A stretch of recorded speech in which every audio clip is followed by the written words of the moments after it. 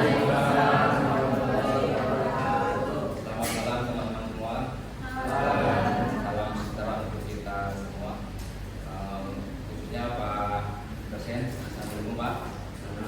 Terima kasih atas waktu dan kesempatan yang diberikan dari kelompok satu yang akan memanfaatkan gitu ya salah satu materi sejarah pemikiran ekonomi.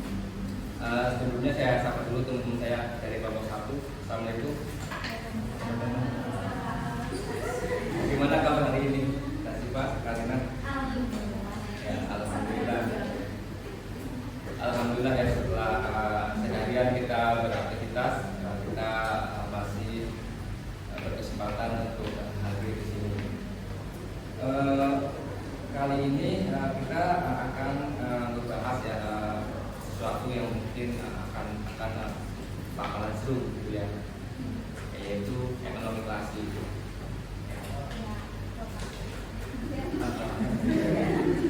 Ya, ekonomi klasik ini adalah suatu aliran pemikiran ekonomi yang berkembang pada abad ke-18 sampai 19 ya, di Prancis, muncul pada tahun 1789 ya, yang waktu itu dipicu oleh keributan di Prancis sehingga menimbulkan revolusi Prancis. Nah, tokoh pelopor dari aliran ekonomi klasik ini adalah Adam Smith.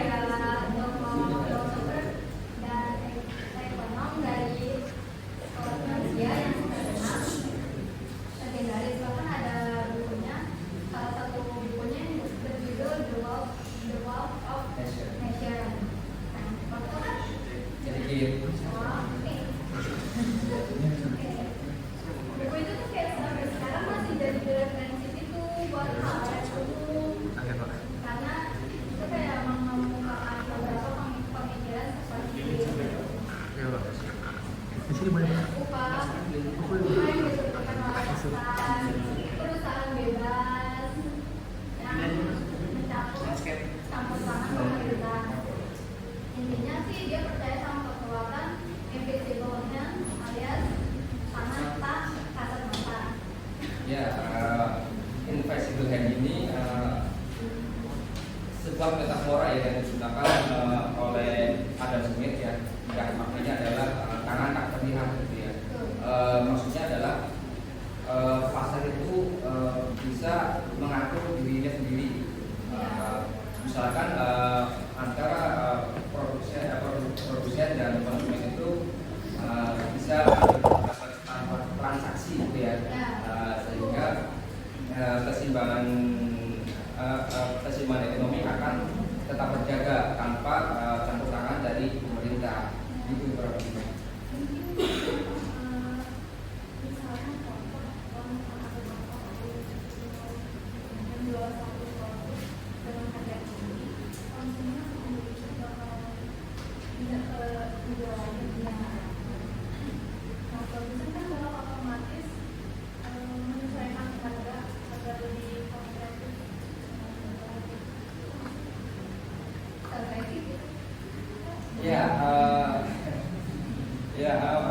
Selain dari Adam Smith itu ada beberapa tokoh lainnya. Kita bisa sebutkan di sini adalah David Ricardo dan Thomas Malthus gitu ya. David Ricardo terkenal dengan teorinya yaitu kooperatif dalam perdagangan internasional.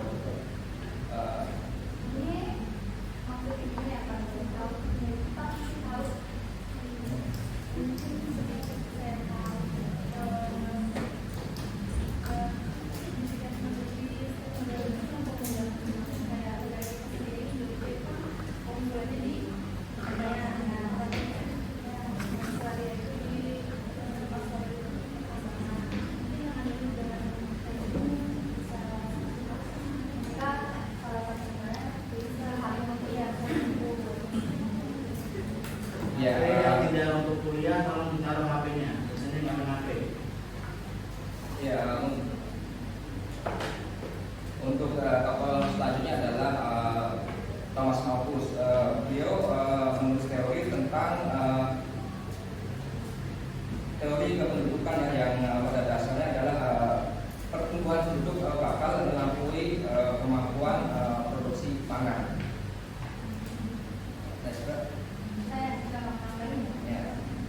Kayak Thomas Malthus itu kayak ada beberapa konsep penting dari teori pemikirannya, kayak populasi cenderung tumbuh meningkat dan dibandingkan pada produksi makanan yang dapat menghasilkan sumber daya. Terus ada juga kayak menganalisis dampak dari pertumbuhan dari setiap ekonomi di suatu negara. Pada intinya sih teori ekonomi klasik ini percaya dengan kompetisi gitu ya, serta pemerintah itu minimal ikut campur, kemudian pasar bebas gitu ya.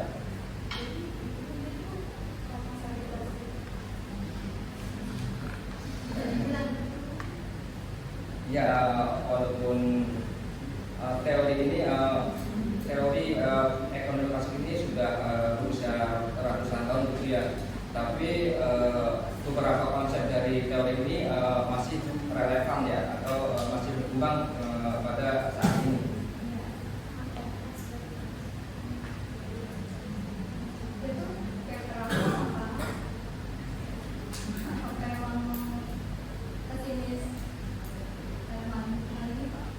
Ya, mungkin emang itu teori yang dikembangkan oleh mazhab ekonomi klasik. Saya kira segini dulu pembahasan tentang ekonomi klasik ya. Terima kasih Karina dan Suba. Selanjutnya kami kembali ke Bapak saya. Dari kami kelompok 1 ucapkan terima kasih. Assalamualaikum warahmatullahi wabarakatuh.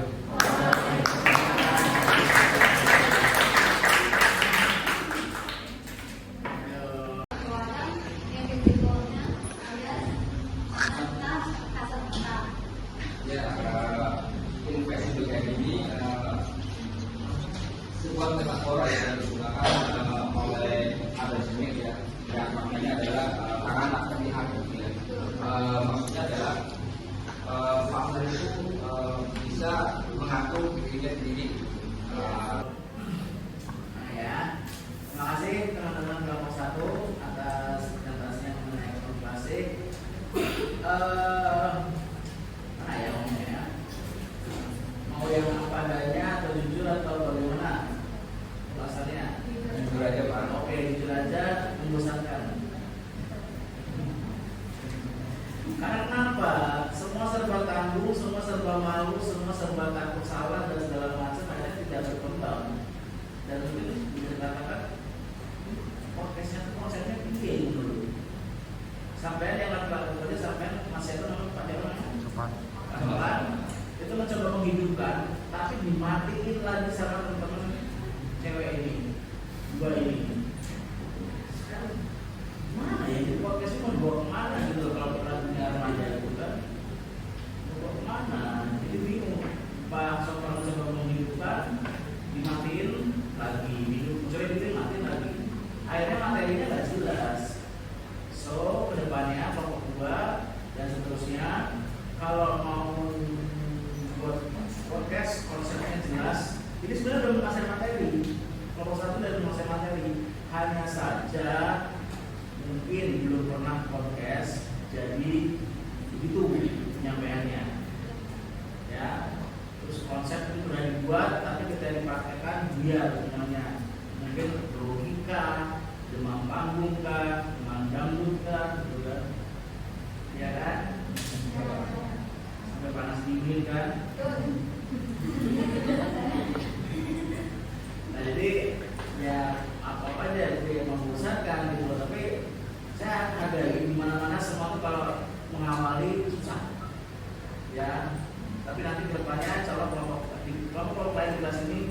bisa jauh lebih punya lambang